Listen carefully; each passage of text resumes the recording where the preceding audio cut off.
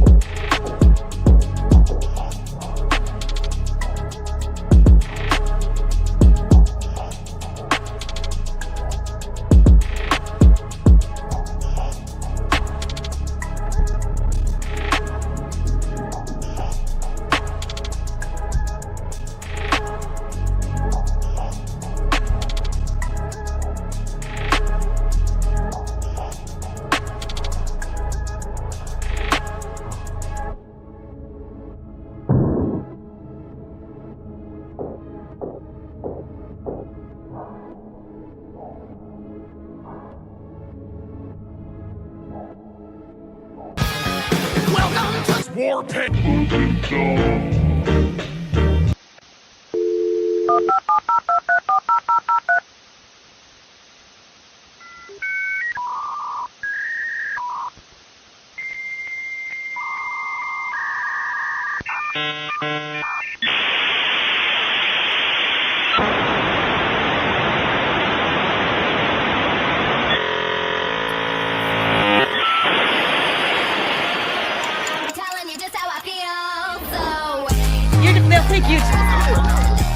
Fuck you! I was right! Fuck you! I was right!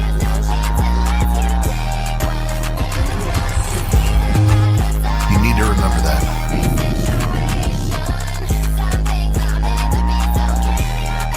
By sharing this video.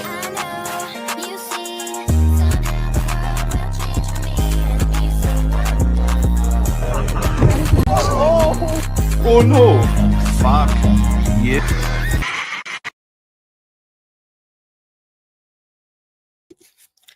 Hello and welcome, campers, to today's Monday edition of War Room. I'm retarded. Of Warpaint, brought to you by the Warboy Studios, having nothing to do with War Room whatsoever. I was just looking at a tweet from them.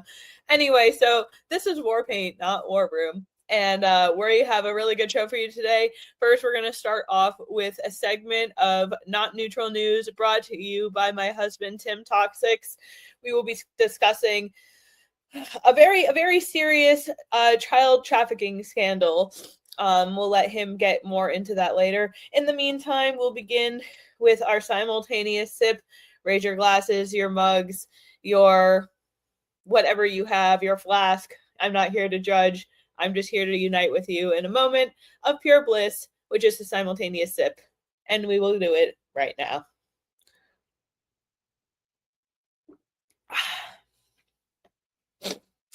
Tastes like we're going to have a good episode today. Again, welcome to Warpaint. We're excited to have you. It's going to be a good time. We're going to do some news. We're going to react to Literally Gaddis's new channel about white culture. And then at the very end, we will be going live on Rumble only, where I will be reading Mein Kampf. So sit back, relax, enjoy your beverage with us today, and enjoy as we go into the full episode of Warpaint. This is the time. Put it on. Gentlemen, boys and girls, let's get ready to rumble. Barry Ramey here with the Warboy Studios, and I have for you an official update. Negotiated through none other than our very own colleague, Kim Coulter, Patrick Riley of Patty Don't Surf has agreed to challenge Paul Miller, the Gypsy Crusader, in a one-on-one bare-knuckle brawl. Previously, a few weeks ago, on Kim Coulter's show, Warpaint, Patrick Riley of Patty Don't Surf used some very ominous and very harsh tone with our guest, Gypsy Crusader. When asked to walk back that statement, Patrick did not do so and doubled down. And I know what you're probably thinking, that there's no way the Gypsy Crusader stands a chance against somebody who is the epitome of liberal masculinity, such as Patrick Riley. Paul Miller has an extensive background in mixed martial arts and competitive fighting, while Patrick Riley took pictures on a Navy boat, and he once kissed Stephen Colbert on the mouth. Tune in to the Warboy Studios and hit that notification button so you can be first on the scene when Patrick Riley and the Gypsy Crusader go one-on-one, bare-knuckle style.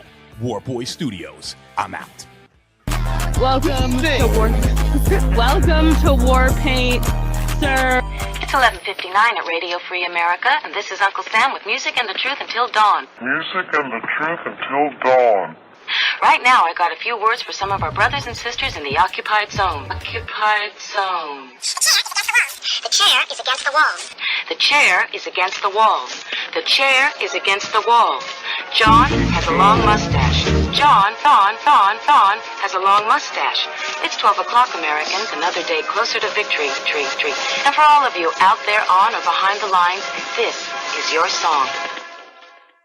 Tear off my skin, ripping all around the tension I'm feeling. Crawl down the glass in a single soul.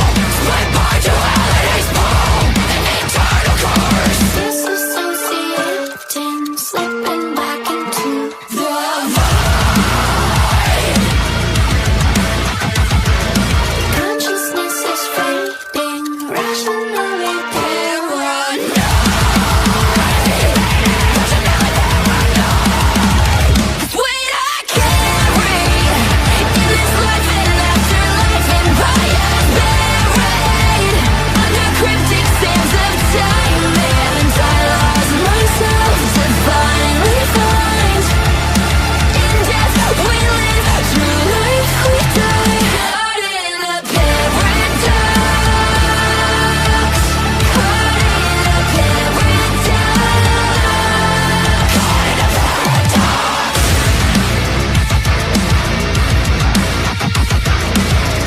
I find peace on emptiness, I feed insecurities flooding my brain, normalizing, feeding the pain, inherited trauma to my DNA, and I'm taking advice from the doing of me, suffocating the ways that I proceed, hate what I love and I love what I hate, beginning to turn my ethereal energy, your global past burn away, just let my body decay, closer to the light, I black out, the look control again, I crash out, crash out.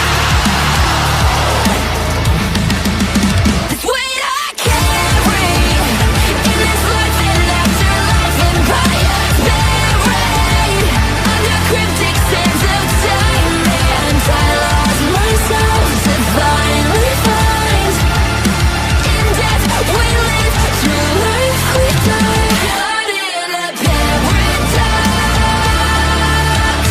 caught in a paradox, caught in a paradox.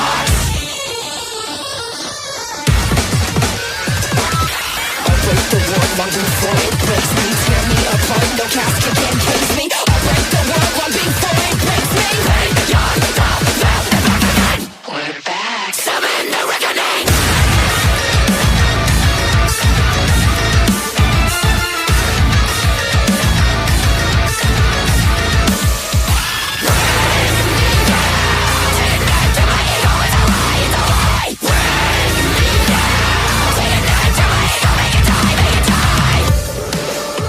Weight I carry.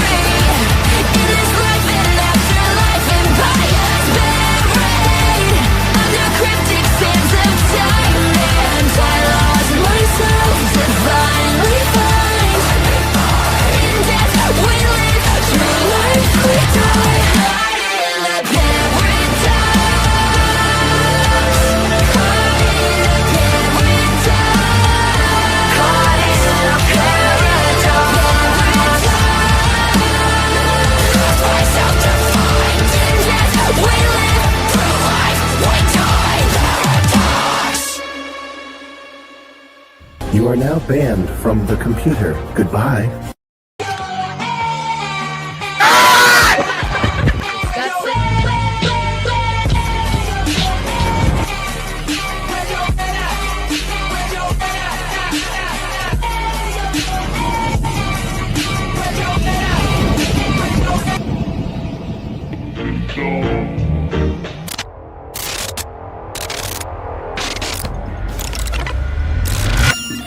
They told you the war was over, and that the culture battle was done, dusted, settled.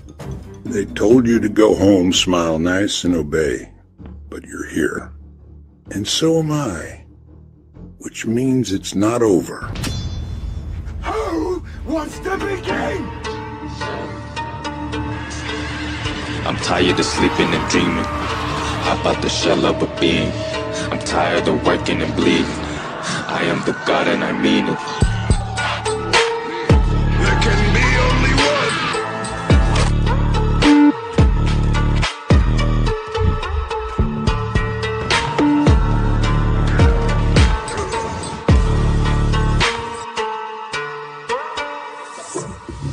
16, pouring up another scene. Papa got the vaccine, so ain't no acting, playing no practice. Niggas wanna check this album playlist. Fuck you, pay me. I'm tired of sleeping and dreaming about the shell of a being. I'm tired of working and bleeding. I am the God and I mean it. Girls and guys, gather round and feast your eyes. I promise you all, you just can't lose when you've got your own supply of... Not neutral news. What's to do with it? Show it to your parents. Show it to your friends. When you've got your... Not neutral news, the fun events. This is kind of gross. Kick that nigger bitch off the plane! You may have heard the phrase that looks can be deceiving. I'm sure that when you've tried it, you all will be believing. And did I mention, it's free. I'll take some. There you go.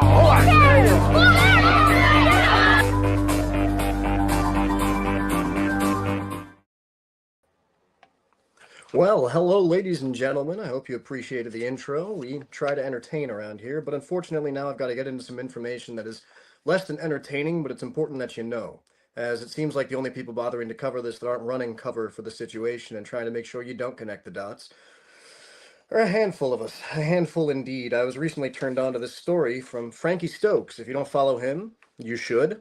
We can certainly link his stuff in the intro and description of this video after it goes out. You can find him on X. He works closely with the Stu Peters Network. Frankie Stokes, good guy, good independent journalist.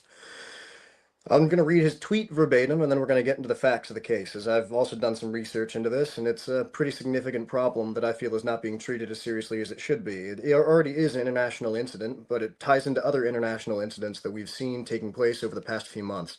Now, Frankie Stokes tweeted that the Colombian authorities have rescued 17 children from a group of Lev Tahor perverts. It's Levtahor, like the ones pictured below, in just the latest Latin American raid on the Jewish sect known for trafficking, molesting, and marrying kids. Charles, if you wouldn't mind putting up that first image. Thank you. Members of Lev Tahor have traveled all around the world in search of children to abuse, including U.S. citizens, and places to abuse them.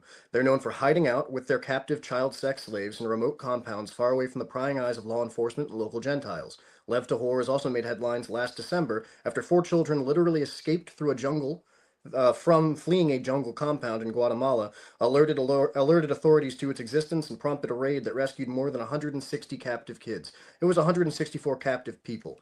I know that of that number, a shockingly high percentage were children and women. Men, they beat mercilessly and humiliate while making them wear strange apparel that looks more like Muslim garb than anything you would expect a Jewish person to be wearing, almost like a bastardization of Islam and Eastern Orthodox. Okay. About 3 kilometers outside of a small village in Guatemala, this is back in December of 2024 when this raid commenced, around 70 kilometers southwest of Guatemala City near the El Salvadorian border. This is the site where they had a place known as the Israeli Farm. That's what they were referring to it as. The Israel compound, after the prompted police investigation, as previously stated, 4 children were found wandering through the jungle. When they found authorities and locals, they were explaining that they were held captive and there were plenty of other people there. When they went to the site, they found human remains, presumed a child, that had been buried. In Guatemala, December 13th and 14th, 2024, they call it Finca Israel. It means the Israeli farm. Resulted in the separation of about 160 people with no immediate arrests on sect members, but subsequent arrests targeted leaders accused of trafficking and abuse. We like to name and shame on Not Neutral News. We have Yoel Alter, who's a rabbi, an Israeli citizen, senior leader.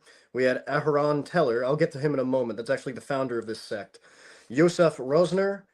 He is it's unlisted where he's a citizen of, at least in the papers I could find from Guatemala. Jonathan Emmanuel Cardona Castillo is an El Salvadorian citizen. Nissen Yahuda Malka, she was arrested, U.S. citizen, 27 years old. Yoel Goldman is also a U.S. citizen, arrested on, he's 26 years old. Late Friday, in February of 2025 in connection, he was in Guatemala City. And Manuel Salvador Aldana Manzon, that's a woman. She was arrested for leaking confidential information about sect leaders. She was arrested after leaked information about sect leaders was discovered. That was a person who was encouraging the sexual abuse and forced pregnancy of minors at the Oratorio compound. There are two brothers, the Weingarten brothers, also written as Meyer, Shamiel, and Yoel. So some of them were named Yol in some of the arresting paperwork. They hide their identities pretty well, almost all of them had multiple passports. They were sentenced in the U.S. in June 2024 for crimes related to this cult, mostly kidnapping and sex trafficking. Their arrests occurred earlier across New York and New Mexico, not directly in Guatemala. They had fled. The 9 adult members from the facility, there were 26 people in total. They've been scattered into the wind, essentially. You'll notice that this cult, Lev Tahor, was started as an ultra-Orthodox Jewish sect in Israel in 1988, founded by a man named Rabbi Shlomo Helbrons. Shlomo Helbrons. You can show his picture now, please, Charles. This distinguished gentleman, no, this is not neutral news, this absolute piece of shit is utilizing his faith as justification to kidnap children from the U.S., Canada, and Mexico, as well as other places, and force them into sex trafficking. They leave their bodies buried behind when they're found out in these small little hideouts they build in the jungle. They're aware that what they're doing does not even have the nod officially from Israel or B'nai B'rith or any of these other major organizations. Shabbat Leibowitz turned them away from money begging in New York City. On U.S. soil not too long ago, they sent an emissary. The World Jewish Congress, that's a thing, refuses to give them direct funding, but they don't stop them from asking for donations. Now, it's incredibly disturbing when you consider that over $6 million has been given to these people over the past few years.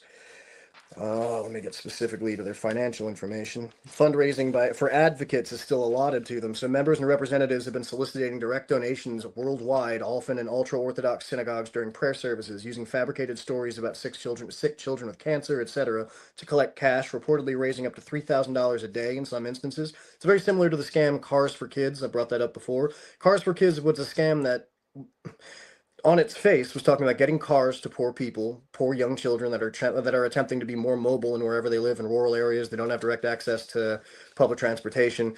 It was just for the benefit of Orthodox Jewish children. Never said so on the websites, never said so when you heard that jingle, 1877 Cars for Kids. There's also government welfare and social assistance programs that are being scammed by this particular group, Lev Talor. They rely heavily on state benefits. There's Canadian child support payments of $1,700 to $2,000 a family, which have been promised to members of this sect who then funnel their money forward to the rest of the more active members who have compounds. We found 2 of them in South America. I doubt they're being looked for in North America or in Canada, but the idea that a group like this has existed for as long as it has is known about by everyone, and we're ignoring it until we can find more problems. It's not just reprehensible, it's disgusting, because you have to connect this. Like I said, in Guatemala, over 160 people. In Colombia, they had 17. They had 17 people, 5 of whom were already red stickered. They had what's called they were yellow flagged, is what they call it. Not yellow starred, yellow flagged. They were citizens of U.S., Canada, and Mexico, children mostly, 5 of whom had already been listed as missing people. They were of interest. Their parents wanted to know where they were. This guy he drowned in 2017. There's some pictures of him after he'd been found out and given the boot. He's gray-haired and elderly, but if you still look into his eyes, it's very much the same level of intensity. The behavior you see here can be echoed, as I mentioned, in Shabbat Leibowitz's gangster-like behavior in Brooklyn, New York, which was the original haven for this sect. This gentleman, this piece of garbage, this absolute lecherous excuse for a human being, was sentenced for kidnapping a child in the United States. Now, He was sentenced back in 1994. He was charged with second-degree kidnapping, which normally in New York City, it's a circa statute 135.20. You can traditionally be finding a sentence for yourself between 6 and 13 years in prison. On average, people get this plea reduced down to from second degree. They'll reduce it as much as they can to a Class B or Class C felony, expecting to serve between 2 and 6 years. Traditionally, people receive the maximum. He was given 6 and only served 2, and it was cited in his appellate information that they had cited the religious purpose and religious fervor behind the commission of his crime as a reason to reduce his penalty and get him out faster. He was then extradited to Israel. He drowned in 2017. I have not been able to find more regarding the circumstances of his death, but I find it incredibly unusual, given that in both Guatemala and Colombia, you have major org runners of the Jewish faith in general have come out to condemn the behavior of this cult, saying that this does not represent Judaism. Find that fascinating because I'm starting to see a pattern where Jews who identify as Jews, if you pull up Thomas Alexandrovich's picture, please. An Israeli official was arrested in Nevada merely a few months ago. It was earlier this summer. August was when some of the bulk of his court paperwork and filings were still getting argued. He was arrested in a sting. He'd come here to this country in an attempt to sodomize an American child.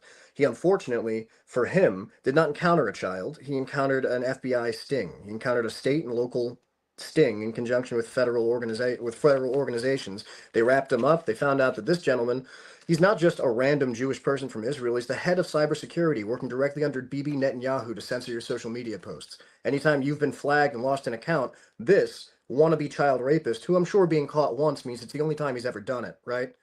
Yeah, I'm sure. He was given bail by the Israeli attorney, the first Israeli-born U.S. attorney for the state of Nevada. Her name is Signal Chatah, very American. She oversaw the fact that he was able to get bail before ever being put in front of a judge and get out of jail and get on a plane and get extradited back to Israel very quickly to make sure this is swept under the rug. Israel does not have a history of extraditing its pedophiles back to the U.S. However, it's pretty willing to take them from overseas.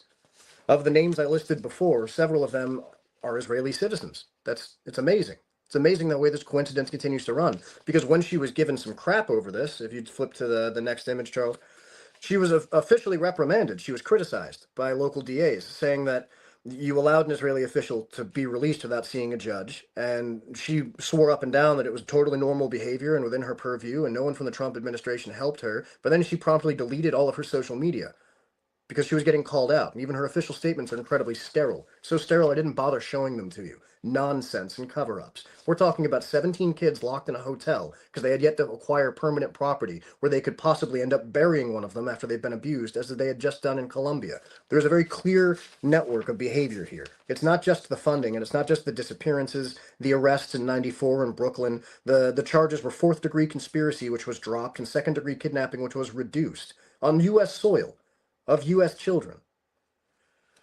4 to 12 years would have been his full conviction. He was let out in 2. His wife was also acquitted for kidnapping, but convicted of conspiracy, receiving only probation, meaning the charge they attempted to apply to both of them, they split the difference, reduced his, and gave her the lesser, giving her probation for being involved in the acquisition of a child against his will to be used for whatever bizarre cult-like practices. And people, naturally, in response, like to bring up things like the Catholic Church. Yeah. If you're a person who's afraid of condemning your overlords for their behavior, you're a scumbag. If you're a person who's incapable of calling out people to your left and right for their behavior, you're a scumbag. The difference is you'll see people cross-associate. You'll see people say, well, when Jews are caught in organized fashion, receiving money through scam charities internationally, acquiring children from multiple countries, and bringing them to compounds where they can sodomize them and force them to breed, I know those two things aren't the same, but both were happening. There were young boys who were victimized by the same group, Bachabazi style. We are an occupied nation, and it's very difficult. It's very difficult not to see it the more you start to connect basic dots. Dots of behavior, patterns of behavior. Are they operating on U.S. soil? It's anti-Semitic to ask. As always, this is not neutral news, and I'm Tim Talk 6. And we're not just factually accurate. We're right. In fact, we're far right. And this shit is far wrong. Hope you enjoy the rest of the show. This has been Warpaint's news segment. I hope you wore it well.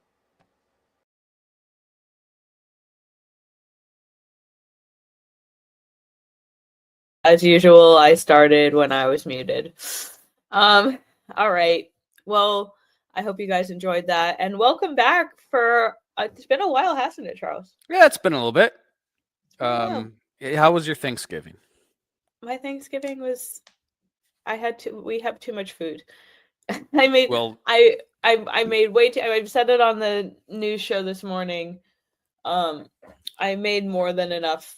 There was essentially, like 4 adults eating, and then my kids. Well, if you have any meat leftovers, just pack it up and mail it to me, and I'll take. You know what? I will. We literally didn't even carve the second turkey until yesterday. I'll take a whole turkey. Yeah, you can have it, man. Honestly, the first I think I don't know if I told you, I went to get them from the farm. I asked the farm guy because, you preserve your turkey a little bit in advance, like a couple weeks or whatever. And the guy goes, like, what do you want? What do you want me to set aside for you? And I was like, oh, I want like 2 medium turkeys. And he ended up giving me a 24-pound turkey and a 17-pound turkey. Nice. Yeah. 24-pound turkey. That's a big turkey. It was a big turkey. It was a really big turkey. They're delicious. Happy to report. But a lot. I'm gonna be eating leftovers for every meal for like at least another week. How was your Thanksgiving, Charles? It was a good classic, run of the mill Thanksgiving. Just spent it with immediate family and had a nice time.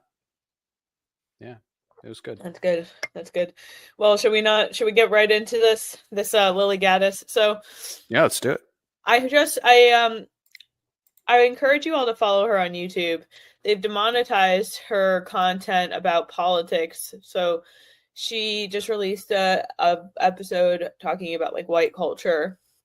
I think that's really cool and smart. I think I might actually join that space. But I want to do it about like I want to do like cooking and like talking about food from like traditional and classic dishes from white countries. Got a lot of really good, like steak and potatoes. Yeah, exactly. Lots of potato dishes. Yeah. Making pasta from scratch. Making a bone broth. All of the salting a fish. Whatever. I think that would be really fun to do. But anyway, I thought it'd be fun for me and you to react to this. And again, please go watch her content on her channel. But I thought for some of you guys this might be a good introduction. I like to promote other pro-white content creators. So let's add her to the stage and give it a watch for a little bit. When we compare and contrast European and American culture, we are met with a very stark contrast. America is a very individualist nation. We're also a very open society, which is why we are very tolerant. We're very welcoming. We're very sweet people. This has also led to a bit of our downfall. It's made us to be too welcoming to, let's say, newcomers. It's allowed the newcomers to come in and take over the house. So let's learn today a little bit from Europa, the old world country defined by collectivism, adherence to traditional systems and values and traditions.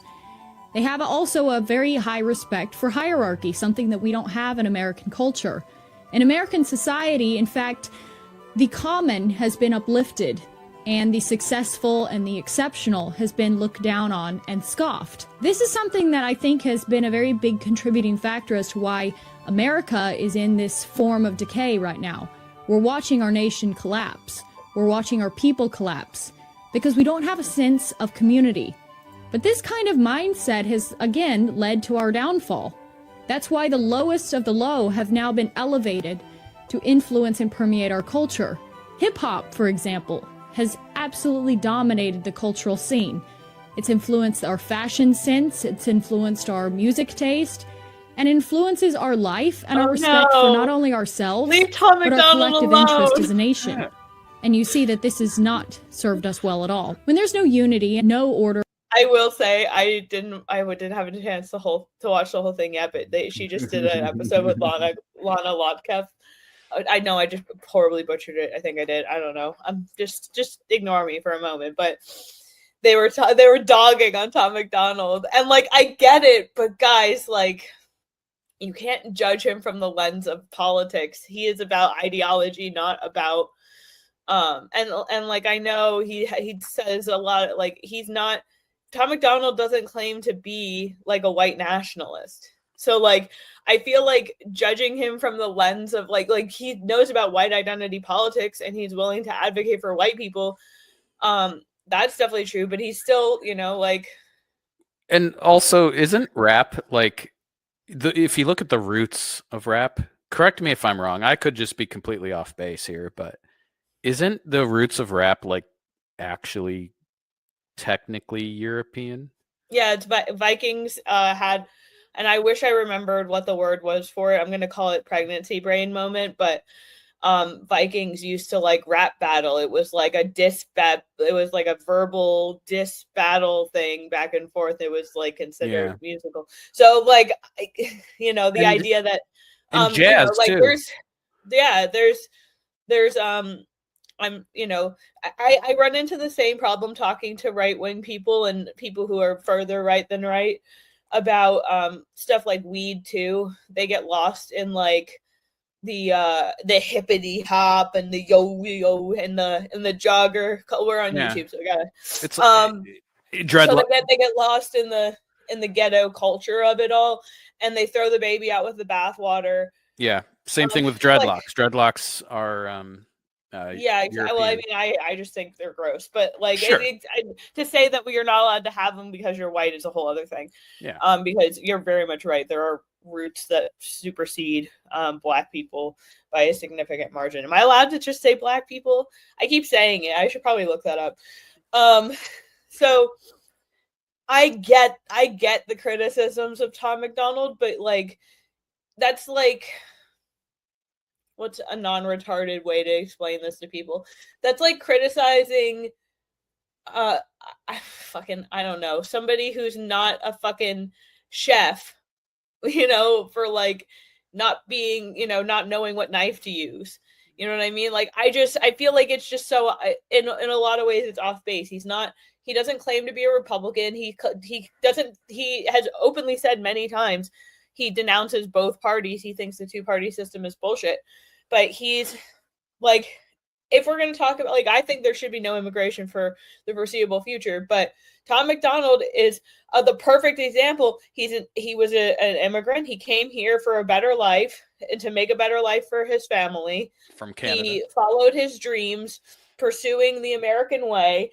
And in that, he was able to achieve great success. And he uses that success to celebrate the ideology of America and he's given hundreds of thousands of dollars every year to veterans. Like, it's not like he's just like, oh yeah, I'm gonna do MAGA rap. Like, he's not a MAGA rapist, and he wasn't Bryson Gray, who like basically made that his entire thing for a while. Like, he just was like, you know, his first big thing was white identity. That was one of the big ones where it was like, holy shit, like, I'm treated like shit because I'm a white guy who raps. Like, I should be able to do what I want. And then that progressed into freedom of speech, freedom, Second Amendment. And then that continued on and on and on. And then you have, you know, the more recent stuff, like when the president was almost assassinated. And, excuse me, he wrote the song for Charlie Kirk that was number one on Billboard for a month. So I'm just saying, like, he's literally a white dude who immigrated here from Canada with his girlfriend, also immigrating here, like, works hard, pays taxes, pro-America, pro-white. What are you gonna? You're gonna lash him because he has face tattoos? He doesn't share our idea. He doesn't share the ideology to that extent. He's not a political person. If there's a Venn diagram, or not a Venn diagram, if there's a pie chart of Tom McDonald's music, there would just be a very small sliver that is like identity. It's like ideology, American ideology, and American politics. Very small sliver. The majority of his shit is about other stuff. So it's just like, again, I'm going to shut the fuck up and listen to this video in a second. But it just annoys me because I've also followed his story for so long. It annoys me when people that I respect look at stuff like this and they're just like, ugh, this degenerate Tom McDonald, he's not even American. Like, come on, man. Cut the man some slack. You know, like, he's not trying to be Nick Fuentes. He's not. Anyway. In all chaos, you live in a country that we live in today, where the streets are crime-ridden, where it's not safe to ride the trains anymore, and where you don't feel a pride in your country or yourself. So today what I want to do is I want to help the American people and myself, because I've got a lot of work to do as well, trying to make ourselves more presentable so that we will not only respect ourselves, but we can build a new generation of people that instead of looking down on the successful, instead of looking down on the elite, on the aristocratic, we actually inspire to emulate that. Because with aristocracy comes beautiful homes, a sense of order, a sense of heritage, and a sense of respect for yourself and your country. So today, let's get into 10 ways that you can help improve your life, make yourself feel more aristocratic, because the American aristocrat, although beaten down, can still rise again. So I've compiled a list here of our 10 ways that we can improve ourselves. We can reclaim our old world dignity. We can put our collective nationalist interests at hand, and we can help fix this country before it's too late by just fixing ourselves, our bearing, how we speak, how we present ourselves, and how we train the next generation. Number 1. We need to learn to master self-restraint while in public. We can learn how to speak softer, laugh quieter, eat slower, and enjoy our meals as though they are part of a ritual of a beautiful tradition that's been passed down for generations and generations, rather than just a means to an end. I'm hungry, so thus I eat. I'm kind of peckish, so now I'm going to get a snack. This is no good. Another thing you want to work on is let's not broadcast our emotions on social media. Now, if you follow me on X, you'll see that I am very vocal there. But I'm going to try to tone that down, because is that serving my best interest? Or is that just self-indulgent? Is that just me being like in the heat of the moment, in the passion of the moment, putting out something that I might regret later? I agree with this second This is not a good sign of class, and it's going to hurt you, and it's going to hurt you in the long run. Entirely. The aristocrat is defined by their means of subtle insinuation, plausible deniability, and always saying things in an indirect way, as opposed to Americans who are very direct, loud, and bombastic. There's nothing. I have something to say about this real quick. I'll be really fast. Don't when you're bombastic and when you're loud and proud, you box yourself into a corner. And the plausible deniability is a beautiful thing, because people come after you and you're like, what did I say? Like, I didn't say a thing. Because people, you know who is a master of plausible deniability is Ann Coulter. She is she is a ninja. Yeah. Yeah. I've that's kind of been my general way. If someone did a deep dive on my social media, I'm very infrequently going on some rant. I've done it once or twice, but whatever. The further back you go in my internet history, the more embarrassing it is. Yeah, if you were to go back like 15 years, I'm like arguing with people about stuff, but I've eased off of that big time. And yeah, I don't. You don't when you're playing poker, you don't play with your hand being shown. You want to hold some secrets back. Right. Left the imagination there. Sometimes you also give too much away. You have to signal superiority by not broadcasting this idea that you're needy or less than. And this is by caging your emotions, keeping your emotions in check, always keeping a calm appearance, always remaining master of your emotions, and never giving away too much. So you speak softly, you laugh quietly, and you enjoy your food slowly, like it's a tradition and a ritual.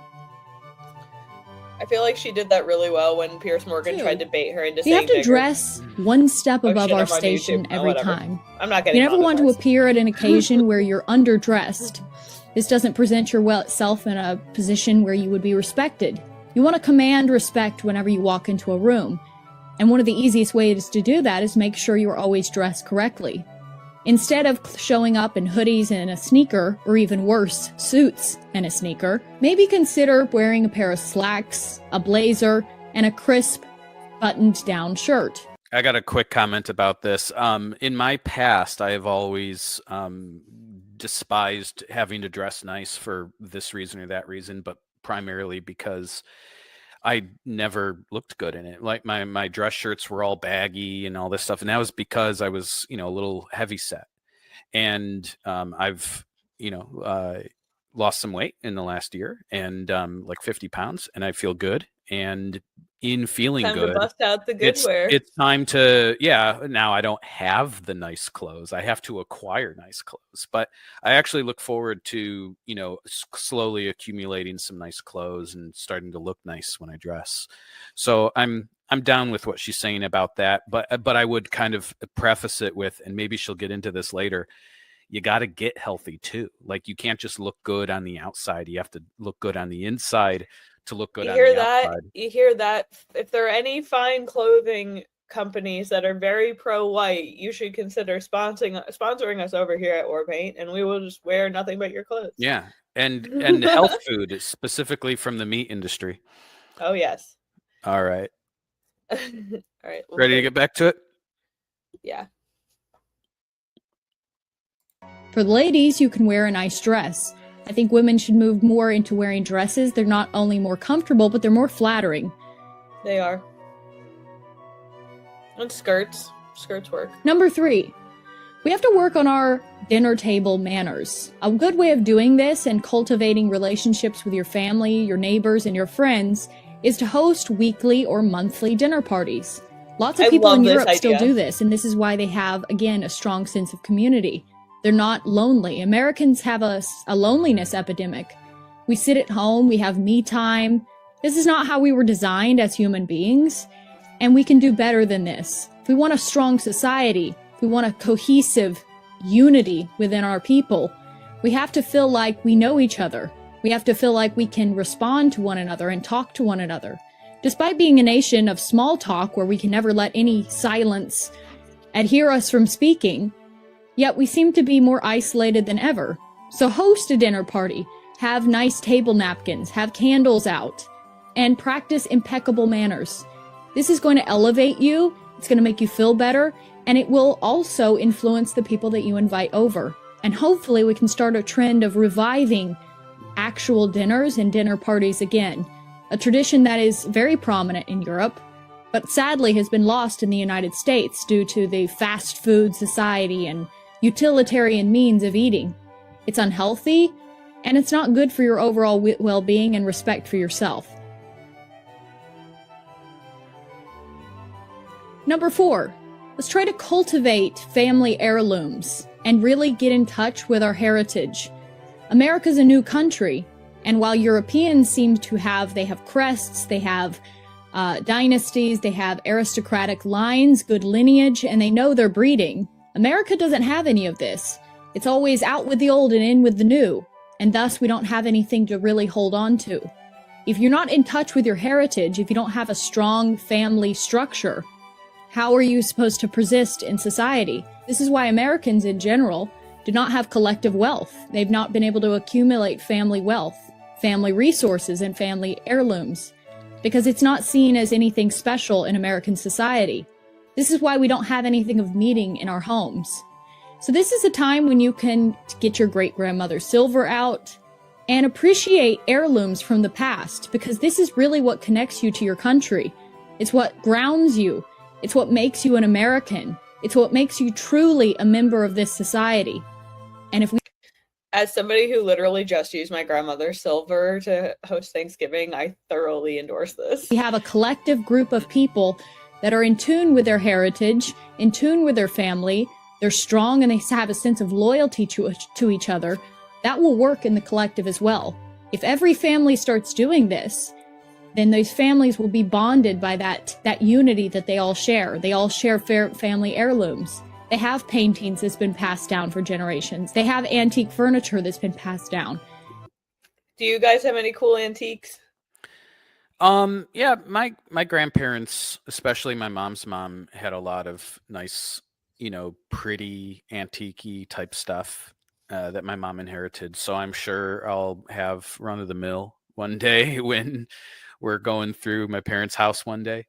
Um, so yeah, yeah, silverware, little Christmas, you know, villages, and little knick-knacky things, picture frames, all sorts of neat stuff like that. Some of Right. it may be worth some money, some of it might be sentimental. Yeah. Honestly, I think we have a lot of furniture that was passed down from my grandparents. My dad still has it, but the one family heirloom that okay, there's two family heirlooms. One I already have, and one I am getting. The one I already have, my great uncle, who I named my son after, gave me what was already an antique when he bought it. It's like a little jeweled gold cross, from Germany. He bought it as an antique in like the late 1930s. Wow. That's like my number one. And number two, we have a jaguar rug that was hunted by like my great grandfather or something. Like, so cool. When I was little, I actually broke the tooth and I tried to put it back in with candle wax. Anyway, you know what? Go ahead and play the video, but I'm gonna go and get a family heirloom that I got from my grandpa before he died, and I'm gonna show it off and look up and see how much it's worth. But it's something I'm never gonna sell. So I'll be right back. Go ahead. Yes, and this is something we don't see in American society, but I think it can be very helpful in the long run. Along those same lines, we need to replace consumerism with curation.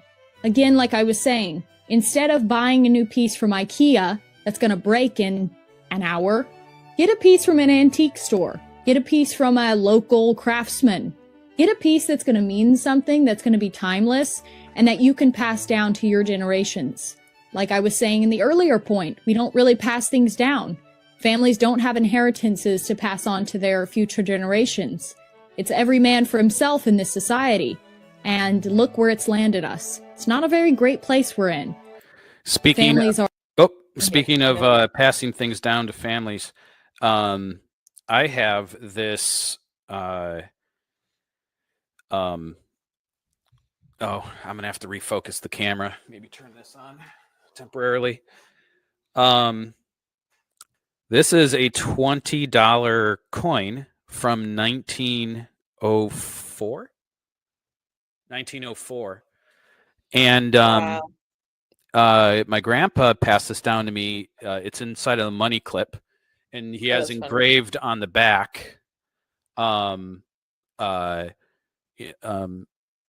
his name, Nicholas Jackson, for Charles, and that's carved in on the back. And you can kind of see there's like, it's hard to see, but there's like little dents on the edge of the metal here, and it's because back in like the Great Depression, they were trying to pry this out so that they could the kids were trying to pry it out so they could have some money to spend on food and stuff, but they couldn't because it's in there pretty good. So I got to clean this coin up and all that, but that's really cool. Yeah, I don't know how much that's worth, but yeah, that's my family heirloom from my grandpa, is this $20 coin in a money clip. Very cool. Are fragmented. They're all over the country. They're encouraged to leave the home as soon as possible and start their own thing. And so resources are never collected. Thus, people are very dependent on the system, rather than being interdependent with their family and their community. Point number 6, we need to reclaim our poise and general carriage. Now, this can be done by doing sports that encourage good posture, horseback riding lessons, fencing lessons. I know that's a novelty, but it does occur in the United States still. Taking ballroom dancing. All of these arts not only put you in society that is better, it also helps you make new friends, create new communities, but it helps with your overall poise and posture, because this is extremely important. If you're going into a meeting, to a job interview, or simply meeting with new people, the way you position yourself in society is often gauged by how you position your actual body. Your poise, your gestures, how you move about, how you walk. Do you have confidence? Do you walk well? Do you stand well? Or do you sit there and fidget, which sort of gives away that you are not confident and that you don't have anything to hold on to? The subtlety of confidence and the power of poise is very underestimated in our society. People slouch. People don't stand up with pride because we don't have anything to be proud of. But we can change that, and you can change that by changing the way you present yourself and changing your posture. Number 7, and this is a point that I've always thought in the United States. Each family needs to develop their own code of honor.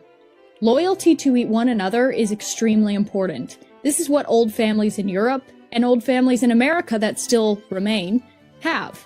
You have a sense of loyalty to your collective. You have a sense of loyalty to your family. This is why families who have this sort of honor code last. This is why the aristocracy has lasted. You don't gossip. You don't tell tales. You don't air your dirty laundry. You keep that private because you have a respect for your family. You defend your family's honor. You defend yourself. And a good way of doing this is to write down a list of boundaries you have, of rules you want to stick to, and stick to them aggressively. Do not let anything slide, because that is respect for yourself, that is respect for boundaries, and people will see that you're not a pushover, you're not mean, you're not aggressive, but you will not be trampled upon because you've earned that respect. Because you've curated in yourself a sense of honor, and this sense of honor will overlap into the rest of society. I think honor is a really key thing here that is missing from society at large. What do you think? Yeah, honor. Yeah, absolutely. People don't care about themselves. They don't take care of themselves. They don't care about their family. Don't care about others. Why would we have honor if we don't care about those things? Yeah, I mean, like, people dress like slobs these days, and they call it high fashion. And I mean, even I didn't watch it because I just I have enough brain rot stuff that I enjoy. I just can't take an Oprah. But there was that Oprah episode recently about Oprah's still airing episodes. Yeah, she has her own network. So I'm pretty sure. But I did see clips circulating of people. She did a whole episode of people who have gone no contact with their family, and they're so smugly proud of it. And it's just I don't know. It's sad. Real quick, I just looked it up. I'm not ever selling this, but this 1904 coin must be like a limited edition because if it were in good condition, I'm sure this specific coin isn't worth the same, but it's like over $5,000 if it's in good condition. Yeah. That's crazy. I live in a country where handshakes meant something, where your word of honor meant something. When you said, yes, this is what I'm going to do, you would show up and do that. So even if it's an inconvenience to you, don't break your word and have a sense of honor. Number 8, speak and write with precision and eloquence. This can be done by reading a lot. If you read books from the 19th century, this is going to help elevate your speech, especially if you read them aloud. It'll help retrain your ear. Since we've been influenced by the lowest of the low and the worst common denominators of our culture, we've also began speaking like them. We've begun to speak in a very common, coarse way. This is influenced by our music, by the media we watch, and by, frankly, the art, the fashion, and the culture of our society, which again has been influenced by the lowest common denominator. You can do this by writing letters instead of always texting people or sending an email. Everyone loves to get a letter in the mail. It not only helps you with your own handwriting, but it helps you with articulating what you want to say in a well-meaning way. It's also a very polite thing to do if you've been invited to a dinner, if you've been invited anywhere, if somebody's done you a good deed. A nice way of repaying that is by sending a handwritten letter on good paper, good sturdy paper. This is an art that we've lost in America, and if we could reclaim this again, It'll not only help you to speak well, but it'll also help you articulate your points clearer and in a way that conveys your actual thoughts to people. You know, I agreed to have a German pen pal like 6 months ago. I still haven't written one letter. I just feel like this is like this whole thing is like, Kim, this is how you're fucking up. I know it's not, but like it sort of is. Number 9, build and protect local institutions. So this could mean joining a local gun club, a historical society, any sort of club. It's a good thing to be invested in local institutions. Institutional power is extremely valuable. Local if you want D&D to change group. policy, if you want to change the culture, and you want to change Nationwide politics, D&D, more like. you infiltrate society. You infiltrate the institutions. Or you start your own institutions. We don't really know much about our history in America. It's been either intentionally suppressed or simply willfully ignored. And this is wrong. If you want to be proud of your country, if you want to be proud of your heritage, and you want the collective interest to be intent on preserving that heritage and preserving that culture and preserving your country, you have to make sure that people know their history. Look into your genealogy. Look into your family history and be proud of it. And if you're not proud of it, change it. This is an important one. We have to put our collective survival over our own personal convenience. Again, like I was saying, something that defines American culture is the fact that we are very individualistic. But I think we need to start being a little bit more collectivistic, because if you haven't noticed, everyone else is except for us. And whose culture is being replaced and whose culture is being lost? Well, it's ours, because we think as an individual rather than a unit, rather than a united force, a united front. We have to start supporting policies that actually favor Americans, whether it's in housing, finance, laws, things like that. If it supports legacy Americans, and I think you know what I mean when I say legacy Americans, those are the policies you should be voting for. Even though it may have consequences for you in the short term, we have to start thinking more long-term about these things. When it comes to hiring and firing people, give priority to your countrymen. Give priority to legacy Americans. Why would you choose cheap labor over your own interest? Why would you choose cheap labor over your countrymen? This is a way that may affect you in the short term. You may not make as many profits, but in the long term, it's going to help with that collective interest. And it's going to help you build that strong nation that cannot just be taken over by the first person who tries to come along and do that. Stream music. Listen to classical music. Sit quietly and listen to that and ponder and think about your country and think about what you want to see your country become. We can't always be progressives. We don't always want to embrace the brand new thing, because generally the brand new thing is never as good as the old. So I think tapping into our old world traditions and remembering who we truly are is a very important way of rebuilding the culture that we are about to lose, because we are losing it very quickly. With that being said, if you do consistently employ these 10 steps, it's going to affect your life in a positive way. You're going to garner respect when you walk into a room. Your ancestors will be proud of you, and that's something we have to think of. We can't always just think about ourselves. We have to also think about, would this make my ancestors who built this country proud? And how is this going to impact future generations? I don't think we think enough about our future generations, and that's why we've lost our society and our culture, because we've raised children in homes thinking that our heritage doesn't matter. Throw away the family land, sell it off, it doesn't matter. Throw away family heirlooms, that's just gross.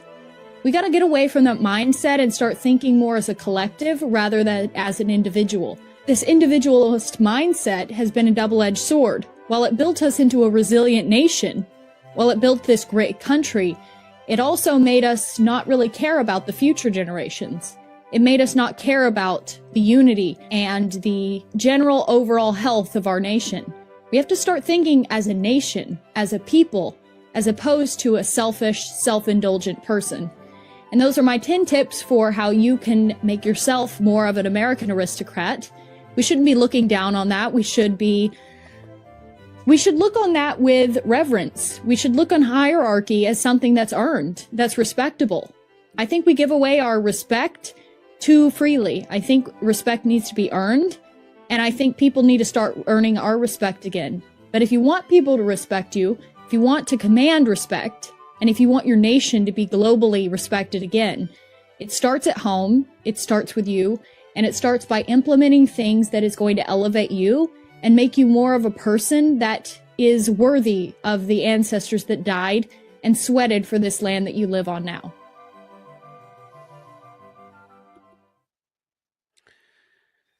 That was really good. Yeah. Yeah. So, she forgot one big giant thing though that I think goes in front of most of those things, and that's Freddie, her name is Lily Gaddis. Yeah, Lily. The Lily Gaddis Yeah. on Twitter. Yeah. Get healthy. Change your diet. Health. Stop eating crap food. Stop going out to fast food. Respect yourself enough to not exactly feed yourself poison. And there's multiple reasons why this goes before most of the things. I think it goes hand in hand with respecting yourself. Oh yeah. A bad diet affects your thought. It affects your motivation. It affects your how you present yourself, how you look. It affects everything. It affects your sleep. It's going to affect you negatively no matter what. You can't get around that. And you trying to do all those other things while you're a bloatmonger is gonna or just generally unhealthy because of what you eat, even if you're not really big. You're going to be at a huge disadvantage in more ways than one. Get yourself healthy, eat right. And if you ask me, that means a meat-centric diet. I think that's right. I think that's 100% right. All right. This is where we wrap up here for now. Charles, do you have anything to say before I switch over to Rumble exclusive? No, enjoy your book reading. I'm not prepared yet to join in the classics of book reading. So I'll let you do that. All right. So again, thank you guys very much for tuning in. This has been Warpaint. I know the name of my own show, guys. I swear to God. This has been a really fun edition of Warpaint. We're going to go offline. I'm going to put the handle up on the screen so that you guys can follow over at the War Boys on Rumble. This is where the live will be cut off everywhere else. So make sure you're over there at Rumble, the War Boys, because we are going to be reading a little bit of Uncle Addie's The Essential Mein Kampf. So yeah. Anyway, we'll see you over there in a few minutes. This has been Warpaint. I hope that you wore it well.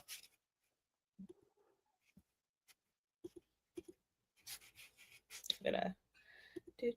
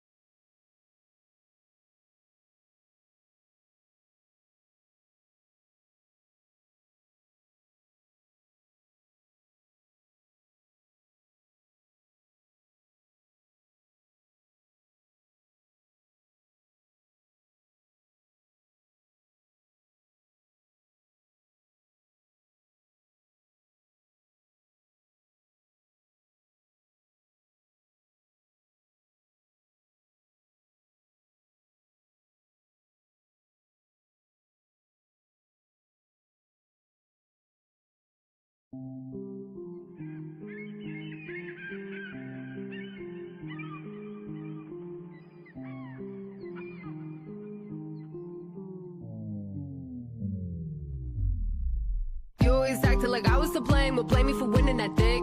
You're ashamed of yourself cause you let it all slip off the ball. And now nobody's passing you shit with your hands out. No cloud, with an L so big they don't know how. You do it still, but you do it still, and I'm here for it like, oh wow. One is a church and the other's a steeple. Two middle fingers protect me from evil. Hit me with bullshit and it might be lethal. I don't have friends because I don't have equals. I took time. Controlled it crazy and it's a bravery. Picked up a camera and saved my baby. Now we get millions of views on a daily. We used to be homies, but they hate me now.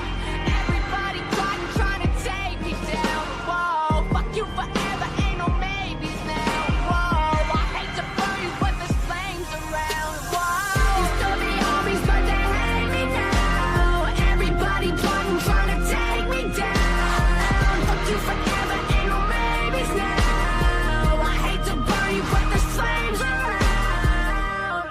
I'm the shit you let get to your head. My old feet is your nightmare, just bought me a friend. I'm living your dreams, hiding under your bed so you can't even sleep, but you wish I was dead.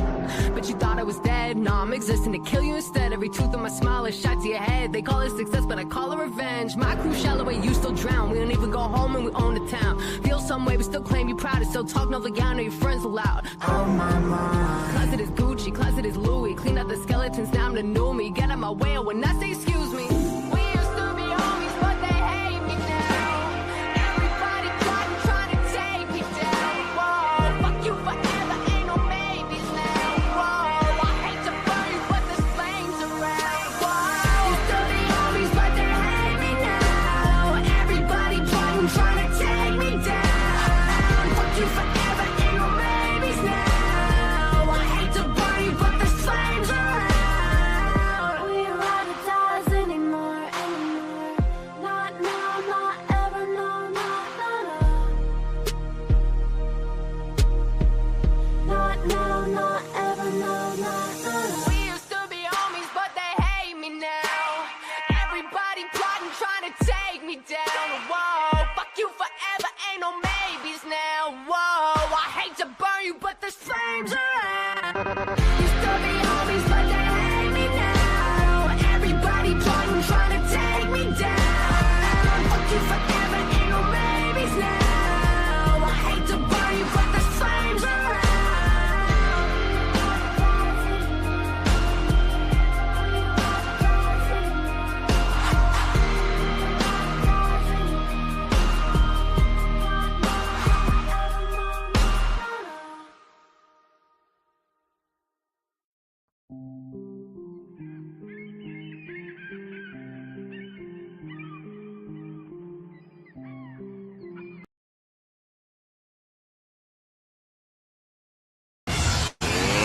Let's get ready to rumble! Get ready to rumble! Pump up the G, yo, pump it up, yo, pump it.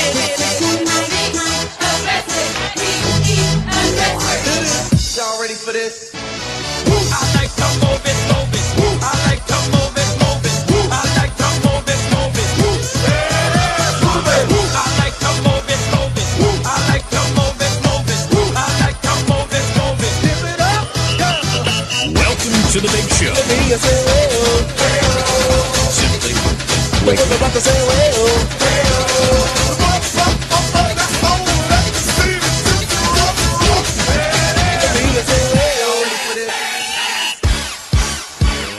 Let's get ready to rumble!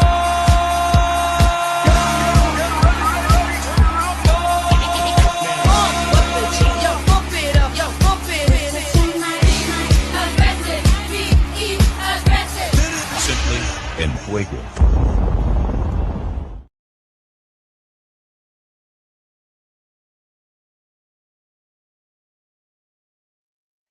And welcome for those of you that are tuning in from the live stream over on Instagram. Oh, not Instagram. I'm retarded. Over on X and YouTube. Welcome to Rumble. This is the truly free speech platform where they won't have a conniption fit about me reading The Essential Mein Kampf. Again, brought to you by Dissident Minds, written the New English translation by Thomas Dalton. So we're going to be doing a more in-depth dive, but I figured I would do a couple of episodes where I would just go on live on Rumble and we just read from Uncle Addie's book. I just call him that because I know it pisses people off, by the way. Don't worry too much. Not everything's so serious. So I figured today we'll begin with the introduction. A very fine place to start. The Essential Mein Kampf and Introduction. If you are also reading along, that is where we are started. It is considered page 15 on your books. I feel like a teacher. Like, open up to page 15. We're going to read a little later off Hitler. All right, I'm just going to dive right into it. Mein Kampf is the autobiography and articulated worldview of one of the most consequential and visionary leaders in world history. It's also one of the most maligned and least understood texts of the 20th century. Now that's the understatement. There have been so many obfuscations, deceptions, and outright falsehoods circulated about this work that one scarcely knows where to begin. Nonetheless, the time has come to set the story straight. That Adolf Hitler would even have undertaken such a work is most fortunate, being neither a formal academic nor a natural writer, and being fully preoccupied with pragmatic matters of party building. He may never have begun such a major task were it not for the luxury of a year-long jail term. That's so funny. I love, like, that's such a white perspective. You know, like, he got to take a year off in jail and write this book. Sorry, in one of the many ironies of Hitler's life, it took just such an adverse event to prompt him to dictate his party's early history and his own life story. This would become volume 1 of his 2-part 700-page magnum opus. It would have a dramatic effect on world history and initiate a chain of events that is yet to fully play out. Oh, excuse me, guys. Pregnancy makes you tired, and reading does not help that. In this sense, Mein Kampf is as relevant today as when it was first written. Perhaps the place to begin is with the rationale for the book. Why did Hitler write it at all? Clearly, it was not a requirement. Many major politicians in history have come and gone without leaving a personal written record. Even his time in prison could have been spent by communicating with party leaders, building support, soliciting allies, and so on.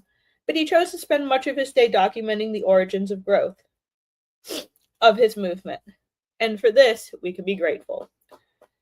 The work at hand seems to have served at least 4 purposes of its author. First, it is autobiographical. This aspect consumes much of the volume of volume 1. For those curious about the first 35 years of Hitler's life, this is invaluable. It gives an accurate and relevant account of his upbringing, his education, and the early development of his worldview. Like any autobiography, it provides an irreplaceable first-hand description of a life. But as well, it offers the usual temptation to cast events in a flattering light, to downplay shortcomings, or to bypass inconvenient episodes. On this count, Hitler fares well. He provides an honest and open life story devoid of known fabrications, obvious errors, or significant omissions. This book is essential for understanding his thinking and attitude on social, economic, and political matters that are of central concern. Whew. So far, honestly, I mean, obviously this is written by a guy who is favorable, so you take that in mind as well. But it really just sounds like this is not the big scary book. You know what I mean?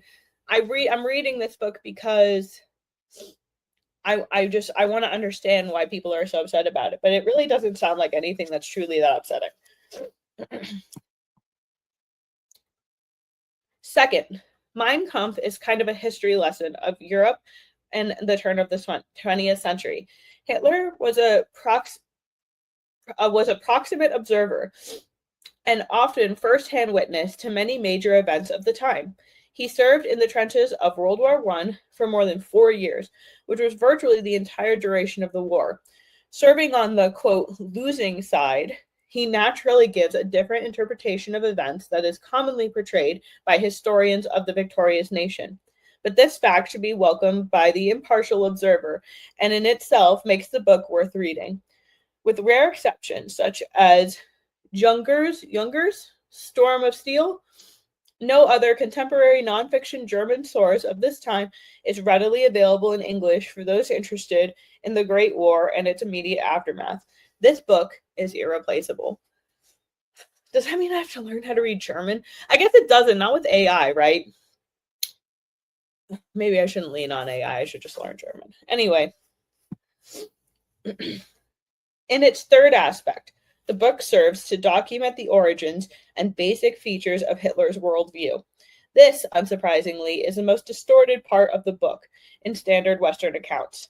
Here we find the insights and trigger events that led a young man without formal higher education to develop a strikingly visionary, expansive, and forward-looking ideology.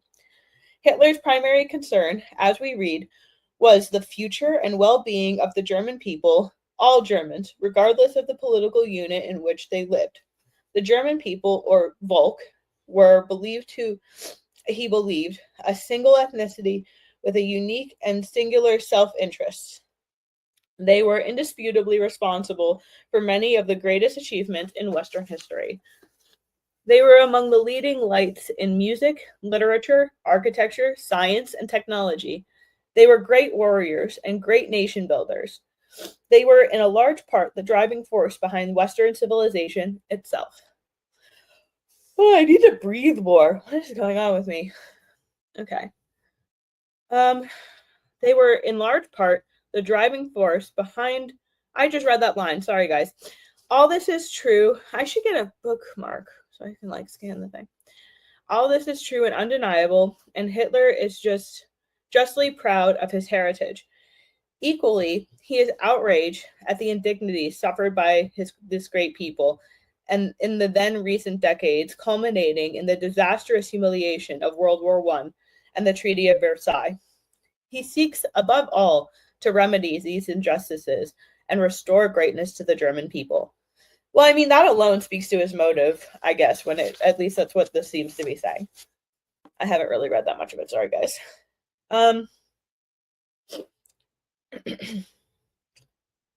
To remedy these injustices and restore greatness to the German people.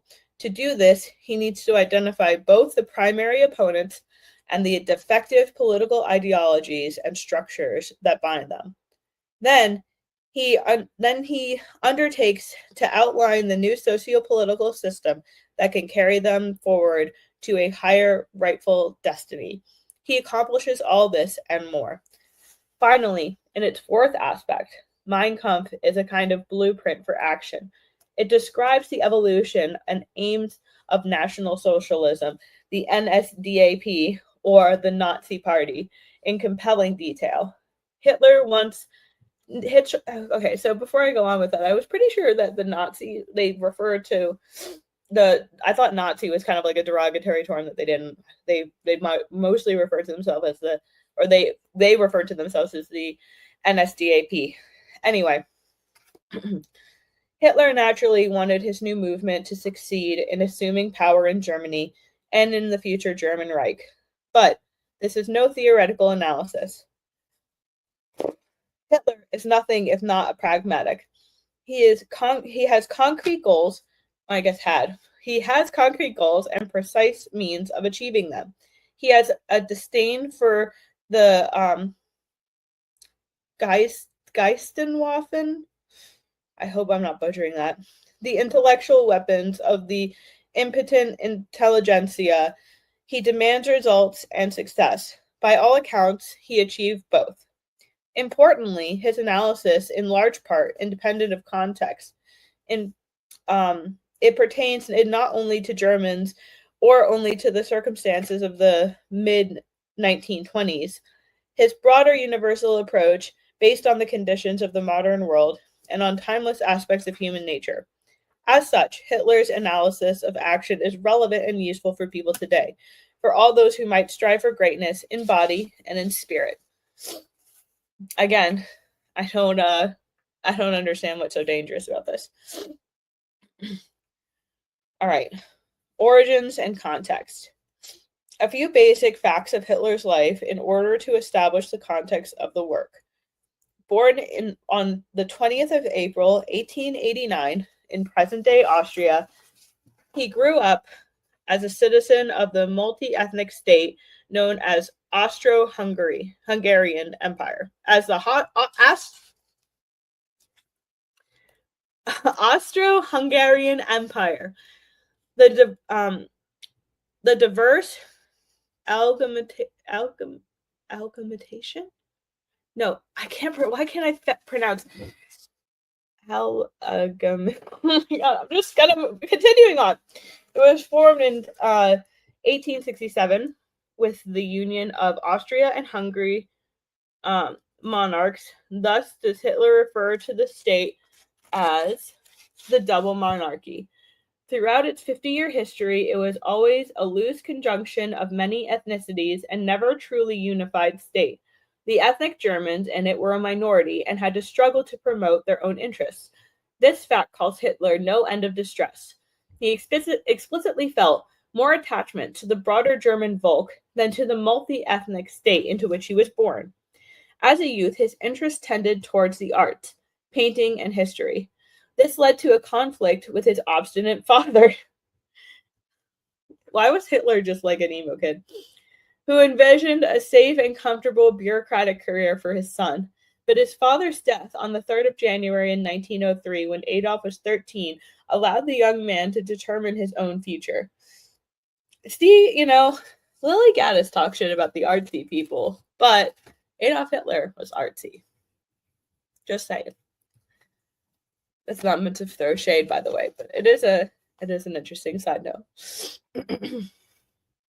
2 years later, he moved to Vienna, scraping by with manual labor jobs to survive. In late 1907, his mother died at the age of 18, and then he applied to enter the Vienna Art Academy in painting, but was diverted to architecture.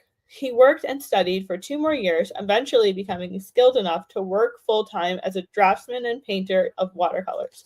That's pretty cool. All the while, he studied the mass of humanity around him. He read various writings and publications of political parties. He observed the workings of press. He watched how unions functioned. He sat in on parliament. He followed the events neighboring Germany. And he became intrigued by the comings and goings of one particular Viennese, yeah, I think that's right, minority. The Jews! Here we go! All right, gradually he became convinced that these two dominant threats to German well-being were Marxism, a Jewish form of communism, and the international capitalist Jews. The problem were compounded by the fundamental inept workings of a representative democracy that tried to serve diverse ethnicities. In the end, the final and noble concept of democracy became nothing other than a Jewish democracy, working for the best interests of Jews instead of Austrians or Germans.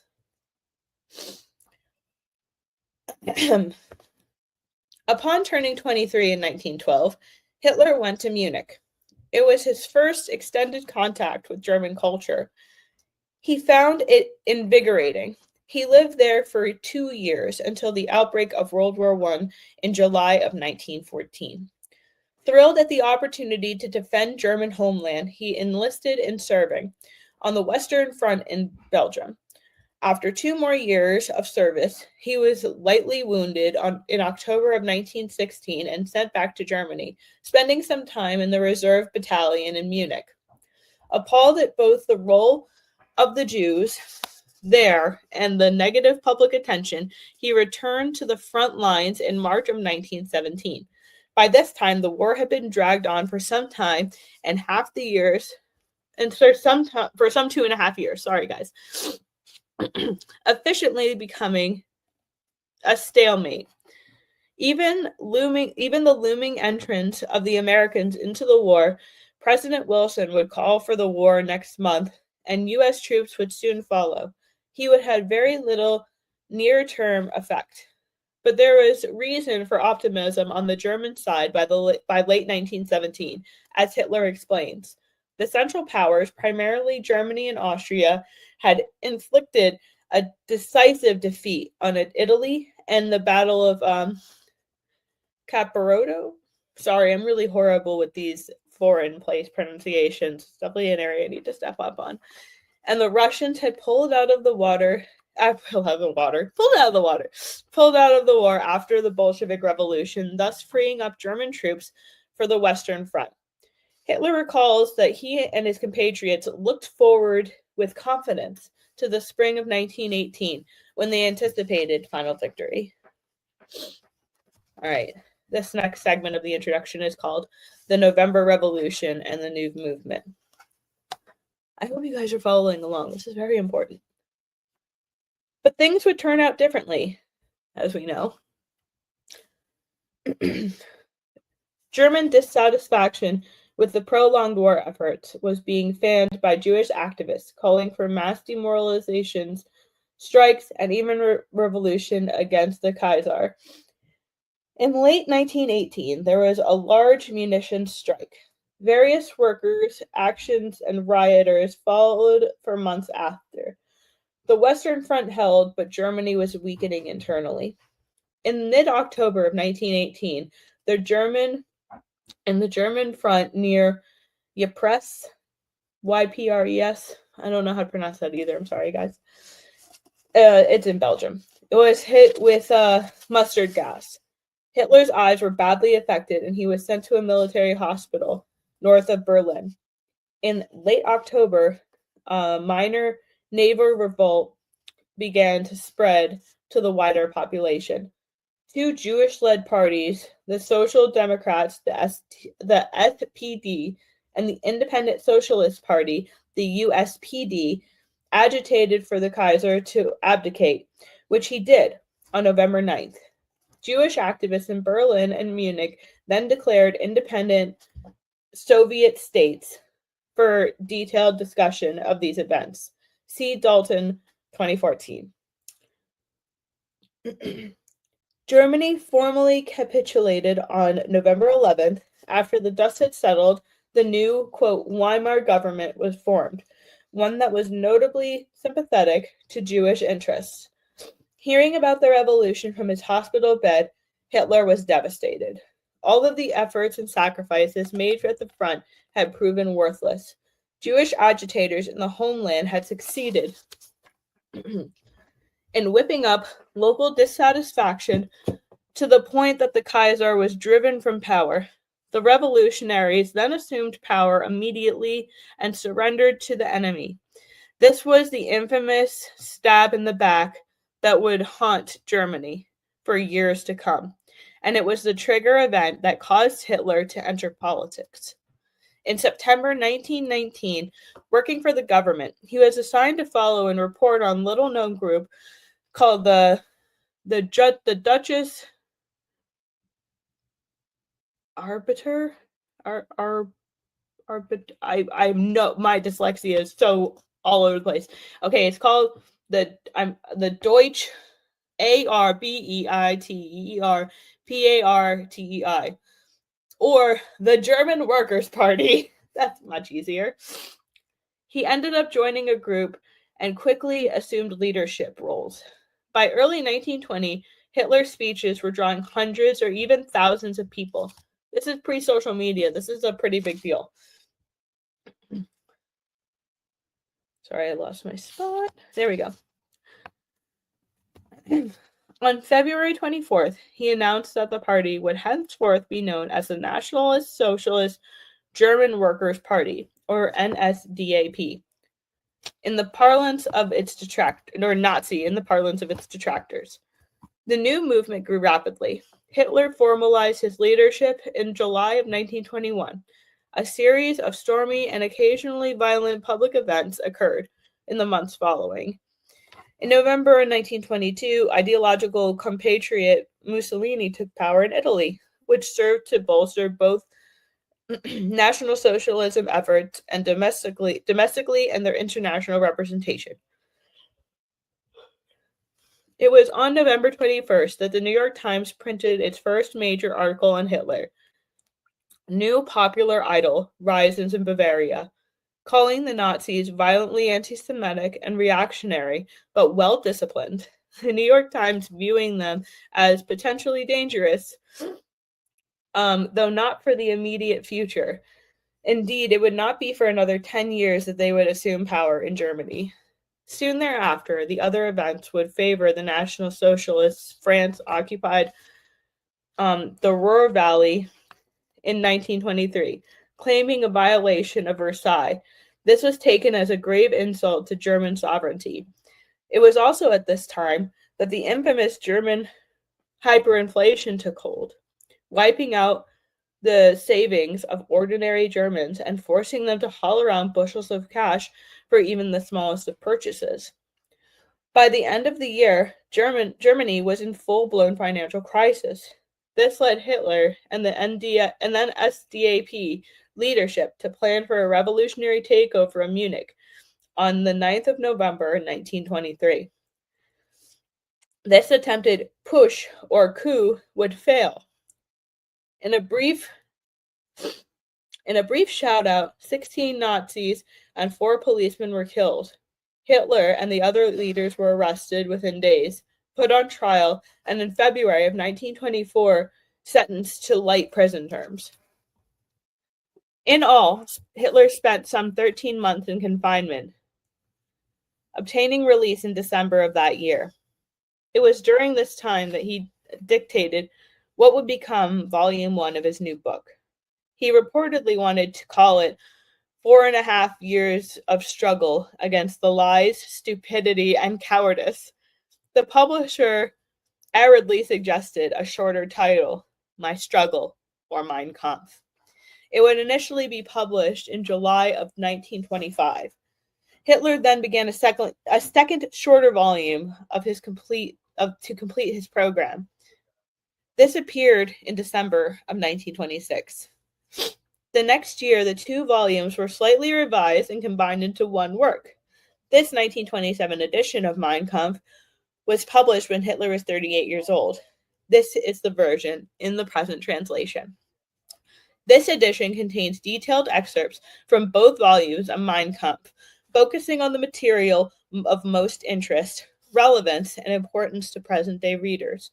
Of the original 27 chapters in both volumes, excerpts from 22 are included, 3 of which are reproduced in full, chapters 1, 7, and 11 of Volume 1. In all, this represents about 1/2 of the full 2-volume set. The excluded materials include lengthy discussions on German history, minor political movements of the time, the role of propaganda, details on the nature of the idol state, various local personalities, the story of the SA, and the roles of trade unions. Interested readers are, of course, invited to read the full original text published as Hitler in 2018. In short, what follows is the best of the best, the most interesting and the most relevant portions of Mein Kampf, without any lengthy digressions and sidetracks. It makes for extremely compelling reading. We're almost done here, guys, I promise. Well, maybe we're not. How long is this introduction? Okay. I might do half the introduction today, and then I'm going to do a space, you guys, where we're going to read more of this. But I wanted to at least get us started, because I feel like we should read it together as well. But I don't want to do a book club where I'm reading, so I feel like that has to be separate. It goes without saying that this book is controversial. In fact, it may as well be named the single most controversial book in history. As such, the typical person is more or less guaranteed to get a slanted and biased account of it, if he knows much about it at all. And this is the first point to note. Very few people, even the so-called experts, really know what's in this book. Even highly educated people can tell you almost nothing about it. They will recognize the title and the author, of course, and perhaps know roughly when it was written, but little more. This book has been fully censored in the West for decades, and when academics or journalists are compelled to address it, it is always slanderous and defamatory terms. This is the clearest demonstration that something important is happening in this text. Something that the most would rather leave unknown. Of Hitler's many controversial statements and topics, 4 subjects warrant a brief mention here: National Socialism, race theory, religion, and the Jews. Of many simplistic and overused hyperboles in the modern lexicon of the use, Nazi surely ranks among the worst. Its crude and almost comical synonym for evil, hateful, cruel, tyrannical, and so on. This is consistent with the general demonization of everything Hitler. Nazi is, of course, an abbreviation for the National Socialists. It was prompted by the earlier term Stasi, which is short for Sozialdemokrat. I don't know what the fuck. Referring to Social Democrat Party that had been in existence since the mid-1800s. Hitler and colleagues regularly used Nazi, generally viewing it as a derogatory, although Goebbels did write an essay in a short book entitled The Nazi Sozi. It sounds like a very like we still handle stuff that way.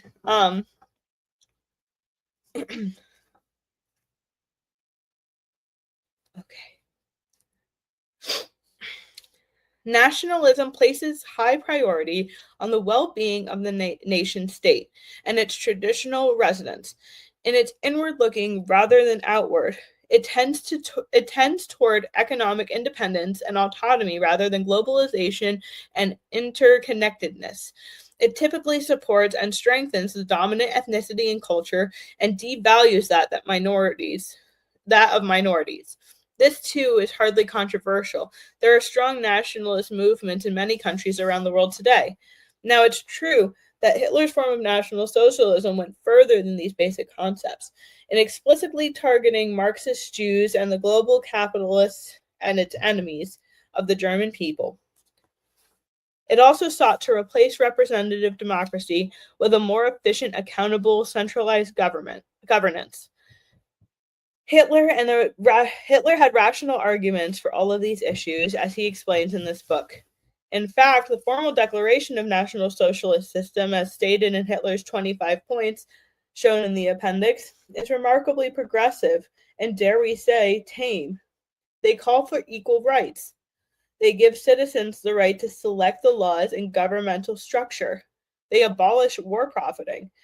They call for corporate profit structuring with employees. They support retirement pensions, a strong middle class, a free higher education, public health, maternity welfare, and religious freedom, including explicit support for, quote, a positive Christianity, close quote. On the downside, the only relative few points appear threatening or aggressive. They grant citizenship only to ethnic Germans, explicitly denying it to Jews. They block further immigration and compel recent immigrants to leave. They seek to prohibit all final speculation in land. They call for a death penalty against, quote, traitors, usurers, and profligers. They demand that German language press be controlled by only ethnic Germans without restricting press in other languages. And they call for a quote, strong central authority in the state. As anti-Semitic as Hitler was, it is surprising how lightly the Jews get off. They are banned from citizenship and therefore from any role in government or press. Recent Jewish immigrants, like all the immigrants, must leave, and the National Socialist view of religious freedom, quote, fights against the Jewish materialistic spirit. But no threats or impressions to kill Jews. Longtime Jewish residents can stay in the country, no confiscation of wealth, with stated exceptions. And certainly nothing sounds like a looming Holocaust. In sum, Hitler's Nazism is essentially the product of German nationalism and progressive socialism combined with a mild form of anti-Semitism, hardly the embodiment of evil. Mein Kampf contains numerous references to blood, or Blut, and race. This is always portrayed in the worst possible terms, as some kind of demonic, hate-filled, blind racism. But we must first realize that such talk was commonplace in the 20th century. Hitler's terminology, though odd-sounding today, was actually quite conventional at the time. Not being a scientist, few having much understanding of genetics at the time, it's understandable that he would employ such a widely used term. Therefore, a literal interpretation of such works is misleading. In modern terminology, Hitler's race is better viewed as ethnicity. He was more an ethnicist than a racist. His cause for justice and for the German race is only behalf on ethnic Germans, or the Volk. Thus understood, his view is much less threatening than commonly portrayed. Yes, he viewed ethnic Germans as superior. Yes, he wanted the best for his people. Yes, he was not much interested in the welfare of minorities of other nationalities. This is hardly a sin. Many people around the world today fight for precisely such things for their own ethnicities, and they have a right to do so. Even today, it is reasonable and appropriate to discuss issues of race. It is relevant in terms of biology, indicating the highest level of subgrouping within the species Homo sapien.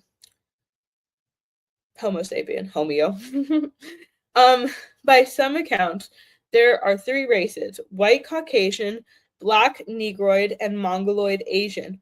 Within each race, we have the variations of ethnicities, of which there are some 5,000 worldwide. By this measure, Hitler cared little about race. He made a few dismissive comments about blacks, but nothing that was not standard at the time. He actually admired certain people of the Asian race, especially Japanese, but his primary concern was among the various of white ethnicities. He sought a position of strength and influence for ethnic Germans. He sought alliances with ethnic Britons. He often sought to oppose ethnic Jews. He was an ethnicist, not a racist. Then there's Hitler's infamous talk of Aryan. It's clear that Hitler views Aryan as the highest type of human, the greatest ethnicity, moreover, and creator of civilization. Notably, he defines Aryan rather we learn only that the Aryan is not. He is not black, he is not Oriental, he is certainly not Jewish. The Jew is anti-Aryan. He is dark and corrupting counterpart. The Aryan builds, the Jew destroys. The Aryan produces, the Jew consumes. The Aryan is an idealist, and the Jew is a materialist. In the end, the Aryan is distinguished not by his superior intelligence, nor his great creativity, but mainly by his altruism. The Aryan is self-sacrificing, more willing than any other to do hard work on behalf of society. Thus, he builds civilization and culture and spreads it to the world. Non-Aryans, to the extent that they have culture, get it from Aryans, even as they could customize it to their own needs. But the original source and sustainer is the self-sacrificing Aryan. Whew, excuse me. Sorry, guys. We're about to end with this part, and then I'm going to wrap it up for today. The word Aryan has an interesting origin, and it has nothing to do with Germans. It comes from Sanskrit, Arya, which means noble. Hey, that's what I named my kid. It originally referred to the people and language that moved into India from the north around 1500 BC. The Indian cattle system, the Aryans became to the Brahmins, the highest noble caste. It was they who cultivated the Sanskrit language and ultimately developed the Indian culture. And final point of interest, those immigrants from the north came from the region that is today known as Iranian Plateau. In fact, the word Iran derives directly from Aryan. The Iranians were the original Aryans. Not to be a scholar of ancient history and have no internet at hand, Hitler knew little of this. He simply picked up on the prior German and European usage, and in fact, Aryans as a superior race predated Hitler by several decades. It was the main theme of the Frenchman Arthur de Gobineau. I don't know that much French. The book was called The Essay on the Inequality of the Human Races of 1855. It was prominent in Britain turned German author Houston Chamberlain's book Foundations of the 19th Century, published in 1899. In fact, the term had widespread use among intellectuals and academics from the early 1900s on. By that time, Hitler cited the term. It was an old hat. Speaking of old hats, time to take mine off, get some dinner ready for the kids, and that'll be all for today. Maybe I'll have time tonight. I'm already tired, so I doubt it, but I'm going to do a couple more of these videos. Probably do a dual, when I can get my Rodecaster set up, I could do a space while I do it, so maybe people can chime in. I think that would be a lot of fun, but they're pretty much exclusively going to be on Rumble otherwise. So again, thank you very much for watching. This has been Warpaint. It's been a good time, and I hope that you guys were well.